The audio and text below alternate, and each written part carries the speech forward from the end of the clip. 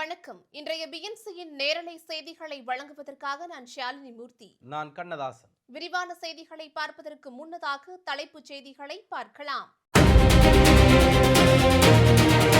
திமுக ஆட்சியில் குற்றவாளிகளுக்கு பயம் என்பது துளி கூட இல்லை. அஇஅதிமுக பொதுச் செயலாளர் எடப்பாடி கே பழனிசாமி குற்றச்சாட்டு. திமுக அரசின் முகமூடி பாமக தலைவர் அன்புமணி ராமதாஸ் குற்றச்சாட்டு. தேசிய ஜனநாயக கூட்டணியில் புதிய கட்சிகள் இணைய வாய்ப்பு.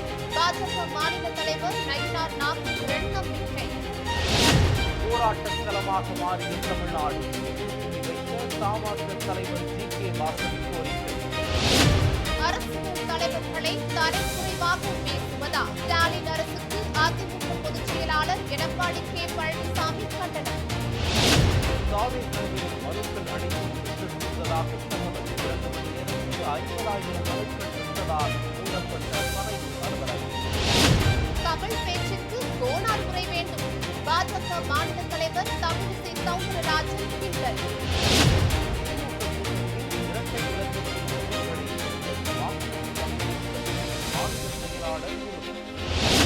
மாம்பழம் சின்னம் எங்களுக்குத்தான் சொந்தம். தங்களுக்கு ஆதரவாக தீர்ப்பு வரும் என டாக்டர் ராமதாஸ் நம்பிக்கை. இனி விரிவான செய்திகளை பார்க்கலாம். திமுக ஆட்சியில் எந்தவித குற்றத்தை செய்வதற்கும் குற்றவாளிகளுக்கு பயம் என்பது துளி கூட இல்லை என்று அஇஅதிமுக பொதுச் செயலாளர் எடப்பாடி கே பழனிசாமி விமர்சித்துள்ளார். இது தொடர்பாக அவர் வெளியிட்டுள்ள அறிக்கையில், திருப்பரங்குன்றம் சாமநந்தம் பகுதியில் அஇஅதிமுக இளைஞர் மற்றும் இளம்பெண்கள் பாசறையின் ஒன்றிய தலைவர் செந்தில் தலை துண்டிக்கப்பட்டு கொடூரமாக படுகொலை செய்யப்பட்ட செய்தி மிகுந்த அதிர்ச்சியையும் வேதனையையும் அளிக்கிறது. சட்டம் ஒழுங்கை நிலைநாட்ட வக்கில்லாத ஒரு கையாலாகாத பொம்மை முதல்வர் ஸ்டாலினோட திமுக ஆட்சி இங்கு நடப்பதால் தானே குற்றவாளிகள் தைரியமாக நடமாடுகிறார்கள் என்றும் எடப்பாடி கே பழனிசாமி அவர்கள் கேள்விகளை எழுப்பியுள்ளார்.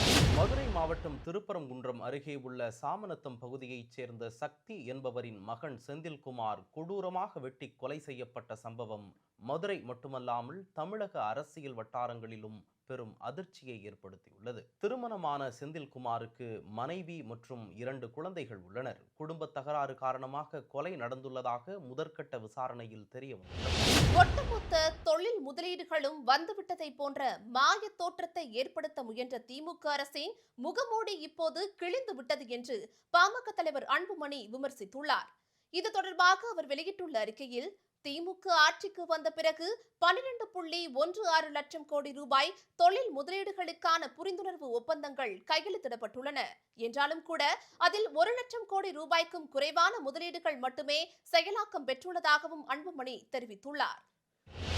தேசிய ஜனநாயக கூட்டணியில் புதிய கட்சிகள் இணைய உள்ளதாக நயினார் நாகேந்திரன் தெரிவித்துள்ளார். திருநெல்வேலியில் செய்தியாளர்களிடம் பேசிய நயினார் நாகேந்திரன், மதுரையில் பிரதமர் மோடியின் வருகையின் போது மேலும் சில தலைவர்கள் என்டிஏ கூட்டணி மேடையேற உள்ளதாக தெரிவித்தார். தேமுதிக, புதிய தமிழகம் உள்ளிட்ட கட்சிகள் கூட்டணியில் சேருமா என்று செய்தியாளர்கள் எழுப்பிய கேள்விக்கு எந்தெந்த கட்சிகள் இணையும் என்பது குறித்து பின்னர் அறிவிக்கப்படும் என்றும் பதிலளித்தார். தமிழக அரசு போராட்டங்களுக்கு முற்றுப்புள்ளி வைத்து அனைத்து தரப்பு மக்களுக்குமான அரசாக செயல்பட வேண்டும் என்று தமிழ் மாநில காங்கிரஸ் தலைவர் ஜி.கே. வாசன் வலியுறுத்தியுள்ளார். இதுகுறித்து அவர் வெளியிட்டுள்ள அறிக்கையில், தமிழக அரசு சத்துணவு மற்றும் அங்கன்வாடி ஊழியர்கள், டாஸ்மாக் ஊழியர்கள், பேராசிரியர்கள், அரசு ஊழியர்கள் மற்றும் ஆசிரியர்கள் ஆகியோர் நடத்தும் போராட்டத்தை கவனத்தில் கொள்ளாமல் ஆட்சி செய்வது முறையல்ல என்று தெரிவித்துள்ளார். அரசியல் ரீதியாக களத்தில் எதிர்த்து நிற்கும் அரசியல் தலைவர்களை தனிப்பட்ட முறையில் தாக்குவதும் தரக்குறைவாக பேசுவதும் ஸ்டாலினின் வாடிக்கையாகிவிட்டதென்று அதிமுக பொதுச் செயலாளர் எடப்பாடி கே பழனிசாமி குற்றம் சாட்டியுள்ளார். இது தொடர்பாக அவர் வெளியிட்டுள்ள அறிக்கையில், ஆட்சி அதிகாரத்தில்தான் ஸ்டிக்கர் ஒட்டுவதை வழக்கமாக கொண்டிருக்கிறார் ஸ்டாலின் என்று நினைத்தால் அரசியல் ரீதியாக அதிமுக செயல்பாடுகளையும் கார்பன் காப்பியடிக்க தொடங்கி இருப்பது விலானோக சிரிக்க வைக்கிறது என்றும் கிண்டலடித்தார். பணி நிரந்தரம், காலமுறை ஊதியம், ஓய்வூதியம், மருத்துவ காப்பீட்டு திட்டம் உள்ளிட்ட கோரிக்கைகளை வலியுறுத்தி தொடர் காத்திருப்பு போராட்டத்தில் ஈடுபட்டு வரும் டாஸ்மாக் ஊழியர்களின் வாழ்வாதார கோரிக்கைகளை நிறைவேற்ற தமிழக அரசு முன்வர வேண்டும் என அமமுக பொதுச் செயலாளர் டிடிவி தினகரன் வலியுறுத்தியுள்ளார். இதுகுறித்து அவர் வெளியிட்டுள்ள அறிக்கையில், டாஸ்மாக் ஊழியர்களின் பிரதிநிதிகளை மீண்டும் அழைத்து பேசி கோரிக்கைகளை நிறைவேற்ற வேண்டும் என்றும் தமிழக அரசை டிடிவி தினகரன் வலியுறுத்தியுள்ளார். புதுச்சேரியில் கூட்டணிக்கு யார் தலைமை வகிப்பது என்று திமுக காங்கிரஸ் கட்சியிடையே சலசலப்பு ஏற்பட்டுள்ளது. தமிழகத்தைப் போலவே புதுச்சேரியிலும் திராவிட மாடல் ஆட்சியை நிறுவுவோம் என்று திமுகவின் மாநில தேர்தல் பொறுப்பாளரான ஜெகத் ரட்சகன் தமது கட்சியினரை உசுப்பேற்றிக் கொண்டே வருகிறார். இதற்கு போட்டியாக காங்கிரஸ் கட்சியும் இம்முறை நாங்கள் 20 தொகுதிகளில் போட்டியிடுவோம் என்றும் காங்கிரஸ் கட்சி மல்லு கட்டுகிறது. தமிழக வெற்றிக் கழகம் சார்பில் இன்று விருப்பமனு விநியோகம் நடைபெற்ற நிலையில் சில நிமிடங்களில் மனுக்கள் அனைத்தும் விற்று தீர்ந்ததால் தொண்டர்கள் ஏமாற்றமடைந்துள்ளனர். சட்டசபை தேர்தலுக்கு தயாராகி வரும் விஜயின் தமிழக வெற்றிக் கழகம் தேர்தலில் போட்டியிட விரும்புபவர்கள் மனு அளிக்கலாம் என்று அறிவித்தனர். இதனை கேட்டு தாவிக நிர்வாகிகள் பனையூர் அலுவலகம் முன்பு குவிந்தார்கள். பிற்பகல் 12 மணிக்கு மனு விற்பனை தொடங்கிய நிலையில் 2:30 மணிக்குள் மனுக்கள் அனைத்தும் விற்று தீர்ந்ததால் மணிக்கணக்கில் காத்திருந்தவர்கள் ஏமாற்றமடைந்துள்ளனர். தாவிக சார்பில் போட்டியிட விரும்புபவர்கள் விருப்ப மனு வாங்குவதற்கு பல்லாயிரக்கணக்கானோர் பனையூரில் கட்சி அலுவலகம் முன்பு குவிந்தனர். திருவிழா போல கூட்டம் கூடியதால் அக்கம் பக்கத்தில் இருந்தவர்கள் எல்லாம் அவஸ்தைக்கு ஆளாகினர். இந்த நிலையில் முதல் விருப்ப மனுவாக ஜோசப் விஜய் என்ற பெயரில் பெறப்பட்டது.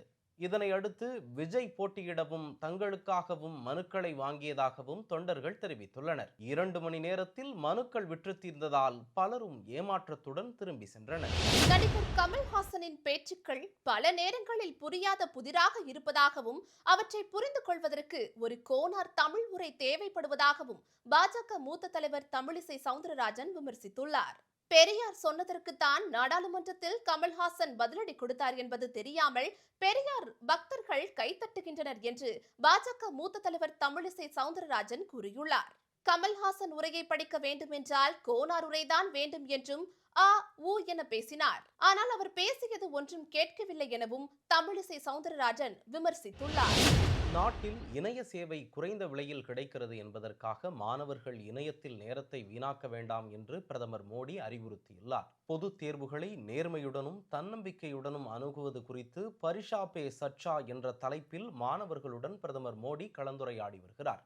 கல்வியை சுமையாக நினைக்கக்கூடாது என்று கூறிய பிரதமர் மோடி மதிப்பெண்களில் கவனம் செலுத்துவதை விட ஒவ்வொருவரும் புரிந்து படிக்க வேண்டும் என்றும் மாணவர்களுக்கு அறிவுறுத்தினார். தமிழக வாழ்வுரிமை கட்சிக்கு ஒரு தொகுதி மட்டுமே ஒதுக்கீடு செய்வதை கட்சியின் 99% நிர்வாகிகள் விரும்பவில்லை என்றும் இந்த நிமிடம் வரை திமுக கூட்டணியில்தான் நீடிக்கிறோம் எனவும் அக்கட்சியின் நிறுவனர் வேல்முருகன் தெரிவித்துள்ளார்.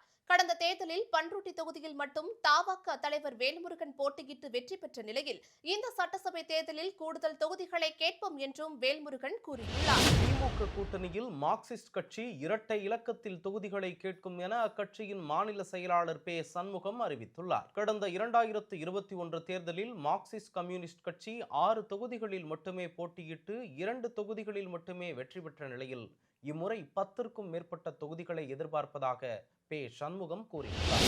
நாடாளுமன்ற உறுப்பினர் ஒருவரை காங்கிரசின் தந்திர புத்தி கொண்ட இளவரசர் துரோகி என்று அழைத்துள்ளார். இவர்களில் அகங்காரம் எந்த அளவிற்கு உயர்ந்துள்ளது என்பதை இது காட்டுகிறது என்று தமிழக பாஜக முன்னாள் தலைவர் அண்ணாமலை தெரிவித்துள்ளார். இது தொடர்பாக தனது எக்ஸ் வலைதள பக்கத்தில் பதிவிட்டுள்ள அண்ணாமலை, காங்கிரஸ் கட்சியிலிருந்து பலர் மற்ற கட்சிகளுக்கு சென்றுள்ளனர். ஆனால் அவர்களை எல்லாம் இவர்கள் துரோகி என்று சொல்லவில்லை. சீக்கியரை அவமதிக்கும் வகையில் துரோகி என்று சொல்வதா? காங்கிரசின் மனதில் சீக்கியர்களுக்கு எதிராக எவ்வளவு வெறுப்பு உள்ளது என்பதையே இது வெளிப்படுத்துகிறது என்றும் அண்ணாமலை கண்டனங்களை தெரிவித்துள்ளார். மாம்பலம் சின்னம் எங்களுக்குத்தான் சொந்தம் என்று நீதிமன்றத்தில் எங்களுக்கு ஆதரவாகத்தான் தீர்ப்பு வரும் என்றும் பாமக நிறுவனர் டாக்டர் ராமதாஸ் நம்பிக்கை தெரிவித்துள்ளார். 2026 சட்டமன்ற தேர்தலுக்கு முன்பாக டாக்டர் ராமதாஸ் தலைமையிலான பாமக எந்த அணியுடன் இணையப் போகிறது என எதிர்பார்ப்பை ஏற்படுத்தியுள்ளது. இந்த நிலையில் செய்தியாளர்களிடம் பேசிய ராமதாஸ், கூட்டணி தொடர்பான பேச்சு நடந்து வருகிறது, விரைவில் நல்ல செய்தி வரும் என்று கூறினார். தமிழக சட்டப்பேரவை தேர்தலையொட்டி அதிமுக தலைமையிலான என்டிஏ கூட்டணிக்கு பல்வேறு சிறிய கட்சிகள் ஆதரவுகளை தெரிவித்து வருகின்றன. அந்த வகையில் பாரதிய ஃபார்வர்ட் பிளாக், கொங்கு மக்கள் முன்னணி, அகில இந்திய ஃபார்வர்ட் பிளாக், குளாலர் சாலிவாகனன் மக்கள் இயக்கம், மருத்துவர் மக்கள் முன்னேற்ற கழகம் உள்ளிட்ட கட்சிகள் அதிமுக பொதுச் செயலாளர் எடப்பாடி கே பழனிசாமியை சந்தித்து ஆறுதல் தெரிவித்துள்ளனர். குமரிக்கடல் மற்றும் லட்சத்தீவு பகுதிகளில் நிலவும் வளிமண்டல கீழடுக்கு சுழற்சியால் தென் தமிழக கடலோர மாவட்டங்களில் லேசான மழை பெய்ய வாய்ப்புள்ளதாக சென்னை வானிலை ஆய்வு மையம் அறிவித்துள்ளது. உள் மாவட்டங்களில் வறண்ட வானிலை நிலவக்கூடும் எனவும் அதிகபட்ச வெப்பநிலை ஓரிரு இடங்களில் இயல்பை விட 1 முதல் 2 டிகிரி செல்சியஸ் வரை உயரக்கூடும் எனவும் வானிலை ஆய்வு மையம் அறிவித்துள்ளது. இத்துடன் இந்நேரத்திற்கான செய்திகள் நிறைவடைந்தன. அண்மை செய்திகளை உடனுக்குடன் தெரிந்து கொள்ள BNC டைம்ஸ் சேனலுடன் இணைந்திருங்கள். நன்றி. வணக்கம்.